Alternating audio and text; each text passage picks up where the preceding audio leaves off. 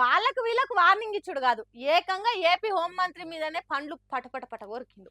కండ్లను కరెంటే ఎర్రగా చేసిండు ప్రభాకర్ రెడ్డి. ఇది హోమ్ మినిస్టర్ చెప్తున్నా ఇక్కడి నుంచి. మీకు 8 సార్లు లెటర్ రాసిన. It's insult for me, not to my government, not to my government.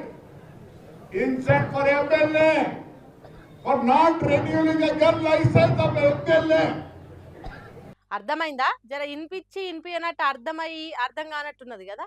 ఈ విధంగా చెప్తా ఇనుండ్రి. తన దగ్గర ఉన్న గన్ను లైసెన్స్ సర్టిఫికేట్ రెన్యువల్ చేస్తలేరట హోంశాఖ డిపార్ట్మెంట్ వాళ్ళు. ఎందుకు ఇట్లా చేస్తున్నావు హోంమంత్రి వంగలపూడి అనిత అని అడుగుతున్నాడు.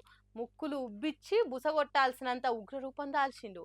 ఎన్నెన్ని సార్లని ఎన్టీఆర్ సినిమా డైలాగ్ చెప్పినట్టు ఎన్నోసార్లు తన గన్ లైసెన్స్ సర్టిఫికేట్ రెన్యువల్ గురించి లేఖలు రాసిండట, పోలీస్ ఆఫీసర్లను కలిసిండట.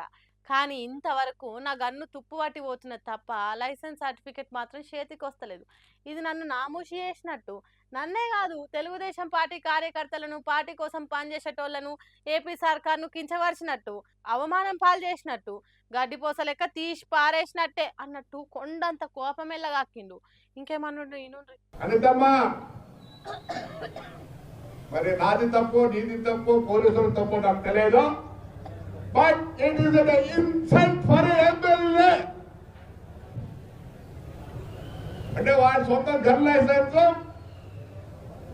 రెన్యూ చేసుకునే పరిస్థితి నాకేం బాధ కాదు. నా పరిస్థితి ఏంటంటే నా కార్యకర్త పరిస్థితి ఏంటి? ఎవల తప్పో తెలియదు కానీ జర ఆ సర్టిఫికేట్ ఏదో రెన్యువల్ చెయ్యన్నట్టు చెప్పిండు. అయితే ఇట్లా చెప్పుడు బతిలాడినట్టో అడిగినట్టో లేదు, బెదిరించినట్టే ఉన్నదని అంటారు ఈ ముచ్చటిన్నోళ్ళు. పాపం ఎన్నో ఏళ్ళ నుంచి రాజకీయాలలో ఉంటాడు. మళ్ళీ అది ఇదివరకే తాడిపత్రి పగలు ప్రతీకారాలు బొచ్చడు ఉంటాయి. ఎప్పుడు ఎవ్వరు ఎట్నుంచి వచ్చి దాడి చేస్తారో తెలియదు అన్నట్టు గన్ లైసెన్స్ అడుగుతున్నాడు.